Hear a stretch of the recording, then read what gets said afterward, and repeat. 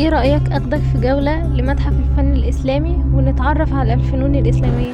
واول حاجه بنقابلها اول ما بندخل من باب المتحف بنلاقي المصحف اللي اتكتب من العصر الاموي، وده اقدم نسخة بتحتوي على علامات تشكيل واعجام باللون الاحمر ومكتوب على ورق الغزال.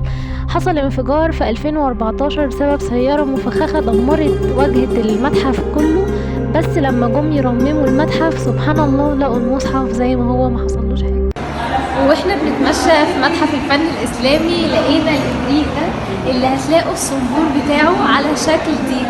كانوا بيستخدموه علشان يغتسلوا ويتوضوا منه، والصنبور على شكل ديك ان هو بيرمز للنور للصلاة الفجر. والإبريق ده بينسب لمروان ابن محمد في العصر الأموي، مصنوع من البرونز المصبوب ويعثر عليه بالقرب من موضع دفنه. وهتلاقي كمان ان هو مزخرف بهلال ونجوم وقرص شمس، وده يدل على تقدم علم الفلك في الوقت ده.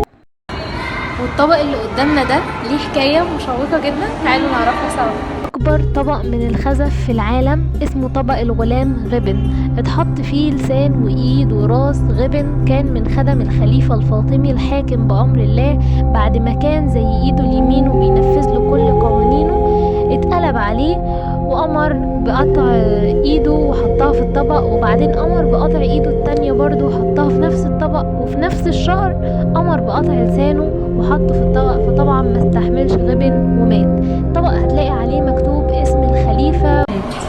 وده بقى المعنى الحقيقي لدنانير وبلانكو وفلوس تكون في البنكو. عندك مثلا دي النقود الأيوبية، ودي برضو نقود أيوبية.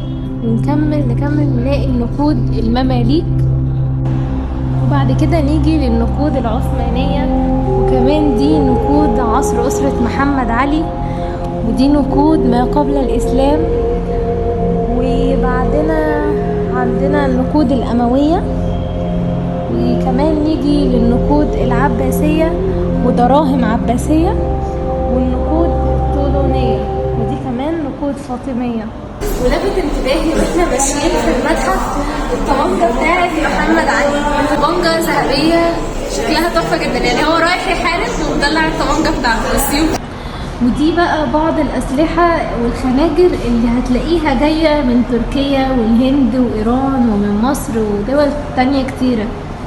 نيجي للسجادة اللي كانت موجودة في العصر الصوفي في إيران، هتلاقيها مصنوعة من القطن والصوف وعليها أشكال نباتات. هتسألني ده إيه؟ هقولك ده القميص السحري. إيه حكايته وليه اتسمى بالاسم ده؟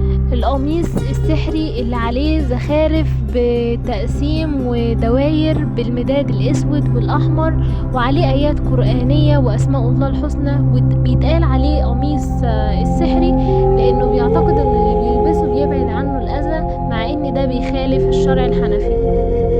متحف الفن الإسلامي هنا بيضم عدد من الفنون الإسلامية جديدة، سواء عثماني أو مملوكي أو قاسمي أو غيرها، فطبعا مش هنقدر نتجمع نكمل مع